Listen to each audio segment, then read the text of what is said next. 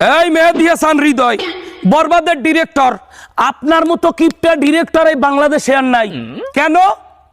Shakib Khan helicopter লইয়া এই নিতু আর জিসুর বিয়ে থামান্যের লেগে পাহাড়ে আইছে। কিছুক্ষণ পর এই নায়িকাটারে বাসান্যের লাগিয়া শাকিব খান জিল্লুরে কয় হেলিকপ্টার বলান দে, হেলিকপ্টার বলান দে। হেলিকপ্টার খবর দে। কাজে হেলিকপ্টারটাই সরি আইছে জিল্লু আর শাকিব খান। হে হেলিকপ্টারটা পাহাড়ে গনে নেছেন কা? এই হেলিকপ্টারটা ইয়ে নামছে পাহাড়ের উপরে, হে হেলিকপ্টারটাও পাহাড়ে গনে নেছেন কা? ও হেলিকপ্টারটা হনে থাকলে নায়িকাটা বাঁচিয়ে যাইতে না? খুদাদি দর্শকগুলোর কষ্ট দিলেন কা? আপনি একটা কিপটা এমনি আর আধা ঘন্টা হেলিকপ্টারটা রাখলেই তো নায়িকাটা বাঁচিয়ে যাইতে। এই যাইলেন কা? আপনি কি লেগে করছেন?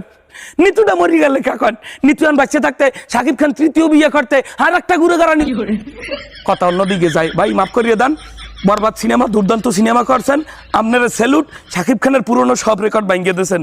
আমি একজন শাকিবিয়ান ভক্ত হিসাবে বলতে আসি, মেহেদী হাসান হৃদয় উদীয়মান ডিরেক্টর, ভবিষ্যতে আপনার দ্বারা আরো কিছু ভালো কাজ আমরা আশা করি, কিন্তু এই রকমের হেলিকপ্টার আইন নিয়া এই হেলিকপ্টার কোনো সময় গায়েব করিয়ে দেবেন না।